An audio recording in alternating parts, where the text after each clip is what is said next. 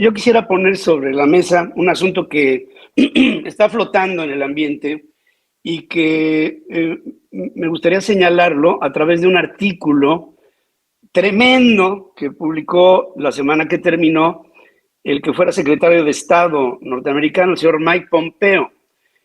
Seguramente todos lo habrán visto.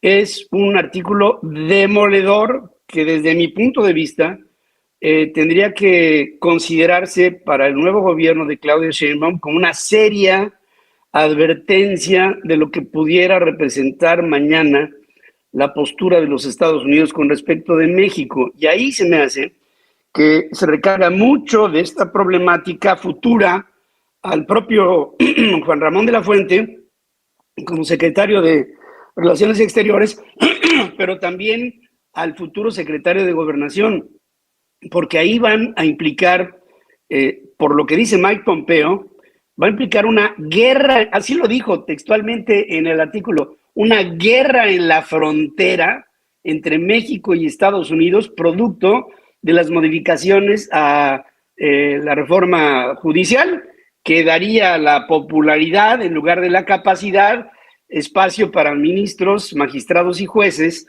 y también un espacio muy amplio para la delincuencia organizada, empezando por el narcotráfico, en el nombramiento de los mismos.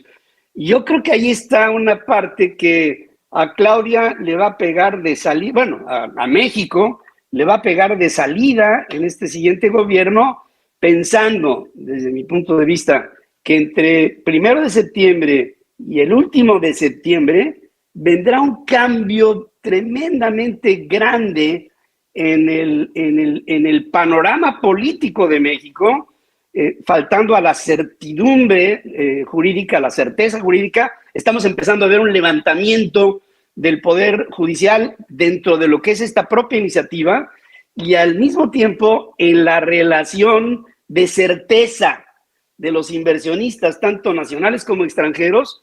Pienso que esta pudiera ser el principio de una debacle económica que tendría que enfrentar Claudia, similar a lo que tuvo que enfrentar, claro, con otros matices, similar a lo que tuvo que enfrentar al principio de su administración Ernesto Zedillo, cuando recibe a un país quebrado, y en el 2024 Claudia recibe a un país en lo que se quiebra es la República, porque no sé si ustedes piensen lo mismo. Yo creo que con esta modificación judicial se acabó la división de poderes. Precisamente hoy en la mañana se refería a López Obrador descalificando a Mike Pompeo, diciendo que él representa intereses muy distintos a los que nosotros tenemos aquí en México y que seguramente Mike Pompeo fue a otra escuela distinta a la que fue López Obrador. Dice, somos de escuelas distintas. Entonces, se trata de ver esto. Sí, exacto. Pero asumiendo que López Obrador fue a la escuela, ¿verdad? Igual fue a la mía. Así es. Ahí yo te comentaría algo muy interesante, o que puede ser interesante. Mike Pompeo efectivamente no es el mejor calificado para hablar de democracia, de división de poderes, ni de formalidades constitucionales. Él fue el secretario de Estado. Pero fue secretario de Estado de Trump. ¿No? De todas maneras, el mensajero no desacredita el mensaje. Sí. Y el mensaje es de preocupación. Y aquí viene una cuestión que se relaciona con el gabinete, el pedazo de gabinete anticipado. Es el caso de la Consejería Jurídica. Todos los que estamos en la Ciudad de México hemos escuchado muy bien de ella, quizás no en la República, pero sí en la Ciudad de México, porque ella fue la fiscal, o la primera fiscal. Y antes procuradora. Y antes procuradora, que es el cargo similar en el cambio de legislación. Y en ese desempeño, ella tiene una mala taquilla. Por razones ciertas o no ciertas, porque no sabemos tampoco si se ha, digamos, dirimido esa duda de que si espiaban o no espiaban. Ella tiene esa mala taquilla por esa parte. Pero por la otra, no se habla mal de ella en términos de abogada, digamos, de fiscal. Sí. Entonces es otra personalidad dual, ¿no? Con taquilla complicada, una imagen complicada, pero que finalmente tenía una tarea de fiscal. Pero Carlos, una cosa es ser fiscal de la Ciudad de México, por muy eficiente y eficaz que hubiera sido, que parece ser que no lo ha sido, por lo que dicen en las comidillas mediáticas, y otra es ser consultora del país, del gobierno federal, cuando en esa oficina ha habido por lo menos 2 personajes con una actuación bastante deficiente en materia de derecho constitucional. Los problemas que el presidente ha enfrentado y no ha resuelto y ha revuelto son porque se originaron en esa oficina, donde se escribieron, o por lo menos se validaron y revisaron, las iniciativas de ley y las iniciativas de reforma que resultaron improcedentes ante la Suprema Corte de Justicia. Entonces tenemos otra vez otro caso, una posible maestra de Derecho penal, antes había sido la jefa o la subjefa de Iztapalapa en materia jurídica, o sea, en ordenamiento administrativo de la delegación, actos menores de carácter jurídico en la delegación o en la ahora alcaldía, luego fiscal en una oficina que es prácticamente la que acusa a los delincuentes comunes, el derecho común, y ahora va a un puesto donde se exige ser doctor en derecho constitucional, y tampoco tiene experiencia en eso. Entonces tenemos otra vez la dualidad y la duda. Marcelo es brillante, sí. Egresado del Colegio de México, sí. Estudiado en Francia, sí. Excelente, sí. Pero fue jefe de policía críticamente del asunto del linchamiento, sí. Fue lo del tren, fue de esto y del otro, pero de lo que le están poniendo, no. Entonces, hay otra vez la dualidad. Y lo de Ernestina Godoy es lo mismo. Puede haber sido, yo no lo voy a dudar porque no me ha tocado analizar eso a fondo, que sea una buena fiscal, aunque tenga malas fotografías públicas por lo que se le adjudicó. Pero aquí no queremos un fiscal, queremos un experto en derecho constitucional, que por lo visto es lo que menos importa en el gobierno actual y por lo visto en el que viene. Es que, es que van haciendo camino al andar, se van fogueando y van captando conocimientos. Lo demás, el mismo Juan Ramón de la Fuente fue secretario de salud. Es psiquiatra. Es doctor, es psiquiatra. Sí. Imagínate un psiquiatra para Trump, ¿no? ¿Será? Bueno, pero se fogueó en la ONU y es un hombre de muy buen trato, que cae bien, inteligente, de buena manera, que va a saberse conducir en la Secretaría de Relaciones Exteriores. Pero en la ONU tampoco se requieren grandes desplegados de diplomacia. No, pero es un... Son carritos que ya van caminando y que te subes. Es un escalón. Y hay que cuidar y manejar y con claro, cierto... Muñoz el dedo fue y se echó un box ahí. Sí. Es decir... Y se echó un trago también. Entonces, el doctor fue nuestro rector en la universidad. Sí. Es decir, fue me acuerdo yo, un buen rector. Muy bueno, sí. Y entonces, pues, la parte meritoria. Tuvo dos periodos. Sí, claro, una parte meritoria. Luego fue el secretario de Salud. Yo creo que había sido director de la Facultad de Medicina antes. Además. Joven, claro.